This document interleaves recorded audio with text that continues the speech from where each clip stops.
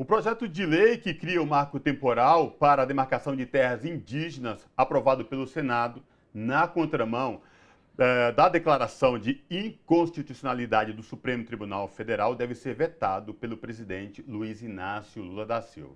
O líder do governo no Congresso, o senador Randolfo Rodrigues, confirmou a jornalistas, pouco antes da votação a toque de caixa no Senado, o veto do presidente ao texto. A expectativa de ativistas dos movimentos e povos indígenas é que o presidente Lula, de fato, vete o texto aprovado pelo Senado. Para nos ajudar a entender essa questão, nós conversamos agora com o Oscar Vilhena, que é professor de Direito na Fundação Getúlio Vargas, em São Paulo, mestre em Direito pela Universidade de Colômbia, dos Estados Unidos, e doutor em Ciência Política pela Universidade de São Paulo. Professor Oscar Vilhena, tudo bem? Prazer recebê-lo aqui no Revista Brasil TVT. Seja bem-vindo.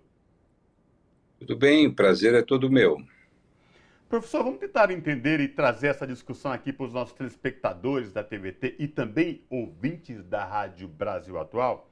As teses do marco temporal já tinham sido rejeitada pelo Supremo Tribunal Federal. O Senado Federal vem na contramão e aprova um texto do marco temporal aí das terras indígenas. Professor, como é que fica esse imbróglio juridicamente falando para a gente entender de quem é a palavra final nesse caso? Olha, toda vez que se discute a constitucionalidade de algum tipo de ato normativo, pode ser uma lei, pode ser uma constituição, pode ser um decreto, se a questão é jurídica, isso vale ou não vale, a decisão é do Supremo Tribunal Federal. Então, esse ato do Senado, a aprovação a toque de caixa, ela não muda uma realidade, que é o fato de que a Constituição assegura aos indígenas os direitos originários das suas terras. Estivessem eles nestas terras no dia 5 de outubro de 1988. Quer dizer, a discussão do marco temporal é, caso os indígenas tivessem sido retirados das suas terras nos anos 50, por fazendeiros ou por um Estado, e aí eles reivindicam essa terra, se eles não tivessem lá em 1988, eles não teriam direito a essa terra. É isso que diz a tese do marco temporal. O que o Supremo disse é: isto não é válido. Se os indígenas forem expulsos das suas terras tradicionais, ainda que eles não estivessem lá em 88, eles podem reivindicar essa terra. Então isso não muda. Essa é uma decisão, é o Supremo dizendo: a Constituição não assegura a tese do marco temporal. O que o Senado decidir, fora disso, será inconstitucional. E, professor, exatamente sobre esse processo no Senado, como ele encaminhou e daqui para frente como ele se encaminha, gostaria que o senhor também nos explicasse esse a toque de caixa que foi encaminhado o processo, se isso de fato está certo ou não, e os próximos passos, o que de fato a gente pode entender como um processo dentro dos parâmetros legais ou se há alguma coisa, digamos, fora de contexto? Então, olha, eu acho que as pessoas estão um pouco alarmadas com isso. É natural, você tem um Congresso absolutamente conservador, o Supremo Tribunal Federal está garantindo a Constituição, que não é uma Constituição conservadora, é uma Constituição progressista em muitos elementos, especialmente nesse capítulo a respeito dos povos indígenas. Então, é uma forma de insubordinação muito comum na política, né? Se nós pegarmos em outros países, isso sempre acontece, toda vez que a Suprema Corte faz alguma coisa que o Congresso não gosta, ele tenta boicotar. É isso que a gente está assistindo. Agora, nesse caso, a decisão foi bastante contundente numa tese que foi muito debatida, né? E o artigo 231 da Constituição é um artigo que é considerado cláusula pétrea. Então, mesmo que o Senado quisesse fazer uma emenda à Constituição, dificilmente o Supremo atenderia e compreenderia que isso muda a sua decisão. Então, acho que isso é muito mais retórico, é muito mais simbólico, né? Se, de fato, for aprovada a lei, o presidente da República tende a vetar, né? Por quê? Porque ela é inconstitucional, porque o Supremo já disse que a tese é inconstitucional, então eu acho que tem muita espuma nisso. Agora, é fato que nós teremos que assistir, nós iremos assistir, desculpem, nos próximos anos, uma ação, vamos dizer, muito mais retaliadora por parte do Congresso em relação ao Supremo. Essa é uma tendência porque nós temos um descompasso entre um Supremo mais progressista e um Congresso mais conservador. Agora, professor Vilhena, o que a gente percebe também nos defensores da tese do marco temporal é uma falta de sensibilidade e, para além disso, com a vida dos povos originários, né?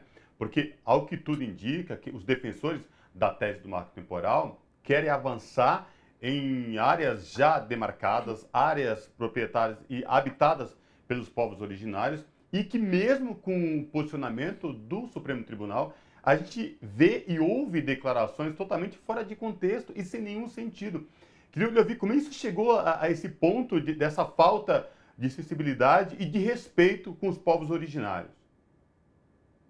Sem dúvida, isso é histórico no Brasil. Quer dizer, nós temos hoje, graças à Constituição de 88, mas também das constituições anteriores, desde 1934, nós tivemos o reconhecimento das terras indígenas para os povos originários, né? E o reconhecimento como um direito que não pode ser superado por outras formas de apropriação, né? Que é a grilagem. Você vai lá, você invade a terra, depois você reivindica o uso capião sobre aquela terra. O que a Constituição, quando diz direito originário, olha, se você tentar usucapiar, isso não terá qualquer efeito. Se você for e fizer um registro falso no cartório, isso não terá nenhum efeito. Nenhum ato jurídico que busque tirar a propriedade dos indígenas e transferir para os brancos, vamos dizer assim, ela será válida. Então, sem dúvida nenhuma, é uma expansão sobre as terras indígenas, ora para desmatamento, ora para criação de gado, outras vezes para mineração, né, que foram tentar erodir isto que não é simplesmente um patrimônio dos indígenas, e é isso que eu gostaria de frisar, né? Os indígenas têm direitos originários porque eles estavam aqui antes dos outros chegarem. Ponto número 1. A Constituição reconhece isso e assegura os direitos. Agora, tem um efeito que é um efeito muito positivo para todo o Brasil e eu diria até para a humanidade. Hoje, as terras indígenas na Amazônia, onde elas estão, sobretudo, localizadas, dão conta de cerca de 25% do território amazônico. É bastante coisa, né? Agora, quando nós olhamos o desmatamento na Amazônia, você vai ver que apenas 2% desse desmatamento se dá dentro das terras indígenas, né? Isso significa que os melhores guardiões da floresta são os indígenas. E preservar a floresta é uma condição essencial, não só para que o regime de chuvas, o regime de temperatura no Brasil seja mantido, e as próprias terras do Centro-Oeste, onde há o agronegócio de forma bastante intensiva, depende do regime de chuvas, depende da proteção da floresta na Amazônia. Então, o beneficiário direto disto são os próprios fazendeiros que estão no Centro-Oeste e a sociedade brasileira como um todo, né? E se nós quisermos levar a um ponto mais amplo, a decisão do Supremo, ela, de certa forma, contribui para a discussão sobre o clima no planeta como um todo, porque se o Brasil não conseguir preservar a floresta amazônica, o que estará em risco é o próprio aquecimento global, a questão do aumento das temperaturas e da mudança dos regimes de chuva ao redor do mundo. Então, essa é uma decisão que transcende muito aos direitos dos indígenas. Professor, aproveitando que o senhor já comentou sobre espuma, sobre cortina de fumaça que é criado nesse momento, eu queria trazer outra falsa polêmica aqui. Acho que é o momento da gente também colocar os pontos nos is, né?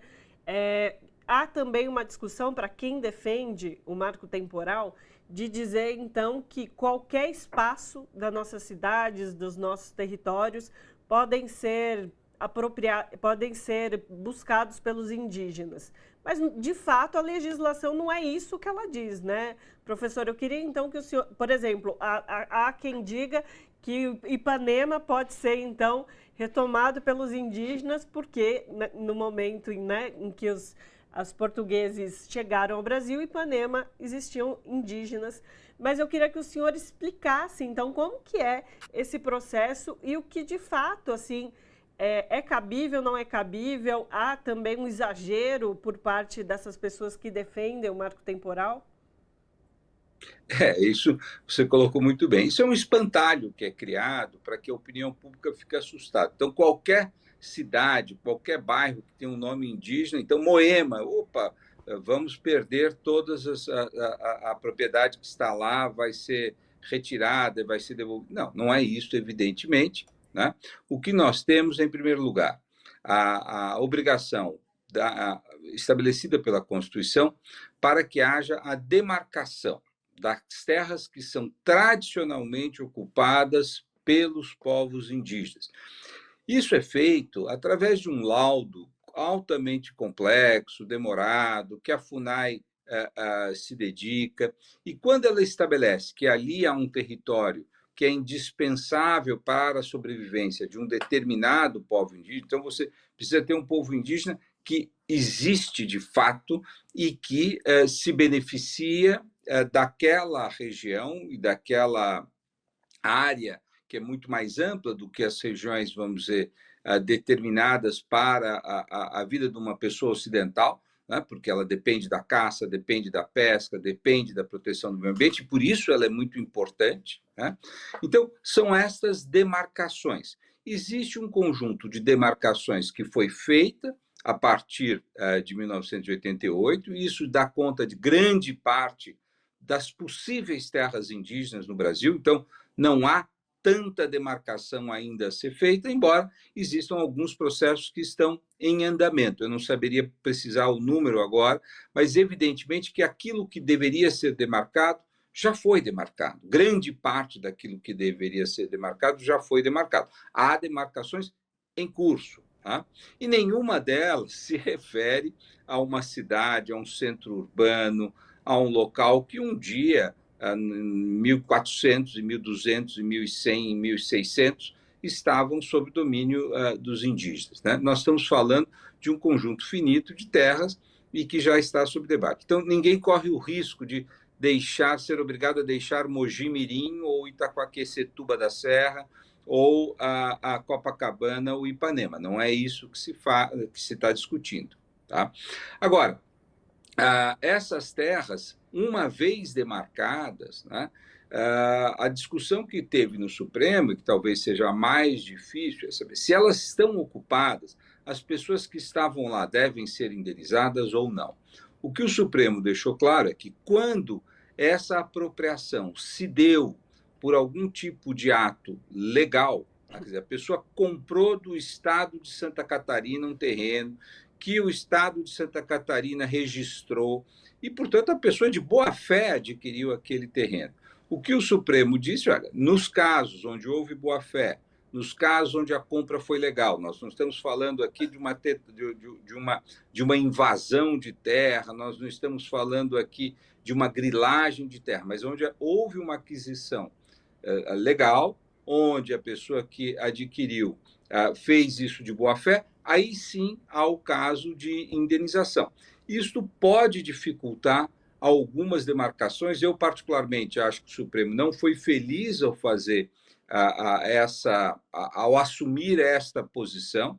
Me parece que a indenização pode ser discutida à parte, não previamente. Né? Mas o Supremo, infelizmente, tomou essa decisão de que tem que haver uma indenização prévia, ainda que em autos apartados. Ou seja, ela não deve atrapalhar a demarcação. Professor Vilhena, o senhor trouxe uma discussão muito importante, que é desmistificar esta onda de cortina de fumaças. Na verdade, eu acho que é proposital para confundir mais ainda a cabeça da população, como quem mora em Campos dos Goytacazes não vai perder sua propriedade, em Copacabana, Mogi-mirim, enfim. Mas o senhor também trouxe um outro ponto muito importante, que é essa questão da tese do marco temporal, ela transcende outras questões que vai além das terras originárias, que é a questão do aquecimento global e essas mudanças climáticas que estamos vivendo.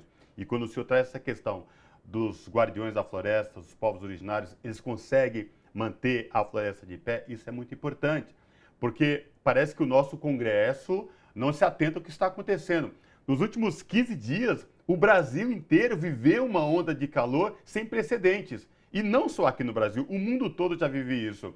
Né? Parece que falta alguém chegar lá e falar assim, olha, se atentem para o que está acontecendo. Essa questão é para a lei. Ou a gente toma a iniciativa e a atitude agora, ou não teremos mais vida. O planeta vai cobrar a sua fatura e vai cobrar cara. É isso mesmo, professor? Olha, sem dúvida nenhuma, as pessoas às vezes acham que isso é bobagem, é coisa de gente que não tem o que fazer, que fica preocupado em abraçar a árvore. No entanto, nós estamos sentindo, testemunhando, eu diria, o aquecimento global. Nós estamos vendo as mudanças climáticas. Isso significa que as próximas gerações, as gerações das minhas filhas, dos meus netos, serão gerações que terão uma enorme dificuldade de habitabilidade desse planeta. Evidente que todos os esforços para mudar a nossa matriz energética, substituir a queima de combustível fóssil, que é o que mais gera o efeito de aquecimento global, né? Ela vai se dar. As pessoas estão trabalhando, a tecnologia está avançando para que a gente possa substituir. Agora, existe um prazo, talvez, intermediário, até que nós consigamos mudar a nossa matriz energética, que vai depender da manutenção das condições de resfriamento do planeta, que é, sobretudo, as florestas. Né? As florestas são o nosso ingresso para o futuro. Se nós não conseguirmos manter as nossas florestas, talvez nós entremos num ponto onde o clima no planeta comece a aquecer, já começou a aquecer, mas que ele continue a aquecer de forma irreversível. Então, é fundamental. E a floresta amazônica é a grande floresta do planeta, onde está ancorada a nossa possibilidade de darmos aos nossos filhos e netos uma condição de vida nesse planeta. Então, é uma coisa muito séria. Né? E para aqueles que entram no discurso, isso é contra o agronegócio, isso é uma bobagem contumaz. Quer dizer, para proteger alguns grileiros, para proteger algumas pessoas que querem avançar sobre a Amazônia, você vai colocar em risco todo o centro-oeste brasileiro, que depende de um regime de chuvas que vem da Amazônia. Né? Então, quem é seriamente a favor do agronegócio deve ser a favor da proteção das florestas brasileiras. Agora, se o teu negócio é simplesmente fazer mineração em terra indígena, se o seu negócio é devastar a árvore para acabar com esses recursos agora e você não está nem um pouco preocupado com as futuras gerações, então aí não tem problema. Então nós estamos numa discussão seríssima, é uma discussão central para que o planeta possa oferecer condições de vida digna às futuras gerações. É disso que nós estamos tratando aqui. E muito importante, senhor, pontuar esse espaço-tempo do não retorno, né, professor? Que esse é o lugar que a gente não pode chegar, daquilo que a gente não vai, do ponto do não retorno que é chamado, né?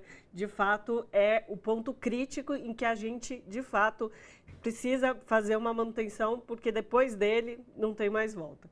Conversamos com Oscar Vilhena Vieira, que é professor de Direito na FGV de São Paulo, mestre em Direito pela Universidade de Colômbia, nos Estados Unidos, e doutor em Ciência Política pela USP. Professor, muitíssimo obrigada pela sua participação conosco aqui no Revista Brasil TVT. Eu que agradeço. Obrigado. Abraço. Abraço.